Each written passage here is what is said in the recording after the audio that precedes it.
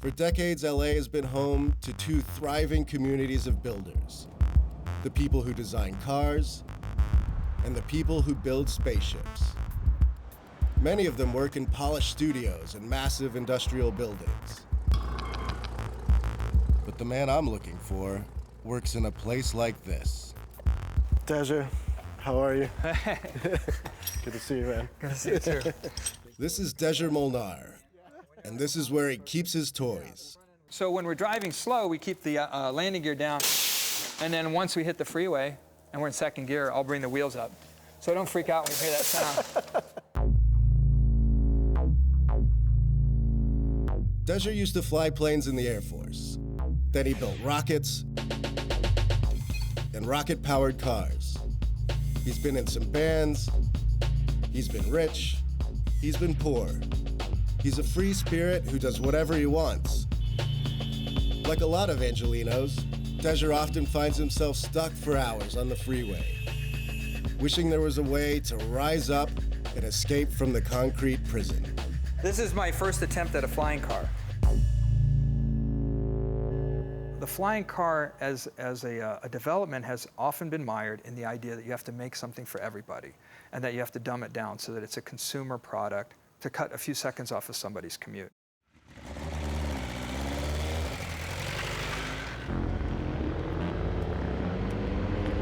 I don't have the objective about creating ubiquity.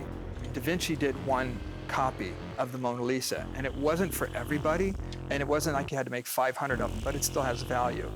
And I see a lot of the machines that have been made as art pieces. And I think what they need is a gallery right now to help drive the interest in the development. To drum up that interest, Dezso soon plans to start a flying car racing league in the Mojave Desert. There's a long-standing marriage between LA and the Mojave. It's in LA where engineers go about their day jobs in fancy offices. And it's in the Mojave where the folks who can never stop experimenting go to try out their ideas on the weekends. Mojave is sort of what? It's like the playground for the test bed. It's about the people you want to meet as opposed to people that you don't need. Those are the freaks, you know, that matter to me, are the ones that want to go out there and take their 300-mile-an-hour jet car out on a Saturday afternoon or whatever. All right, I'll see you with the freaks. Okay. And you can join the club. Mojave is about a 2-hour drive into the California desert from Los Angeles. And most of that time is spent staring at bumpers. God, this traffic sucks! You deal with this, and yes, a flying car seems like a great idea.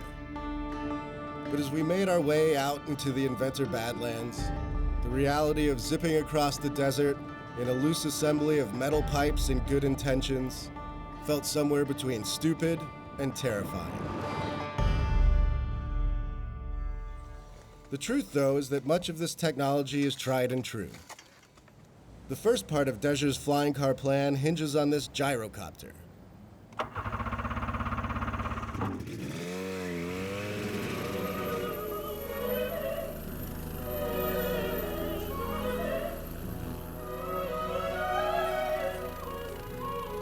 These types of vehicles have been flying since the 1920s. They're cheap, relatively easy to build, and pretty reliable. Instead of running on a motor, the propeller gets its lift from the wind as the craft goes forward. Incredible, man. It's crazy. You just get like this totally different perspective. If the engine cuts out, the copter would just flutter down to the ground, like a leaf falling out of a tree. My adrenaline was pumping right before we took off, but you know, like the second we were in the air, I mean, you just... Yeah, there's a lot to see, and it's pretty here. And sort of forget about it all, yeah.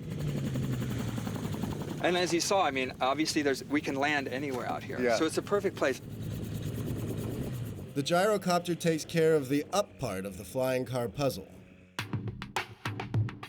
But you still need something to deal with the roads. For that, Dezso has this slick concept vehicle. The goal is to marry the two and have something that turns just about any road into a runway. When that happens, okay, if that happens, the select few willing to give it a go will taste freedom, while the rest of us rot on the 405. I think that the reality is that a lot of people in this world like to have some kind of an advantage in life, no matter what they're doing, whether it's a bigger stereo or a swimming pool at their house. But the reality is that in nature, all birds can walk, all bugs that fly have legs, and they can fold their wings up on their back. They survive in different environments because they've adapted to get through them. To say that we're going to spend 40 billion hours a year in the United States sitting in traffic saying that, well, no one will ever have one of these, I don't really care if that's the party line.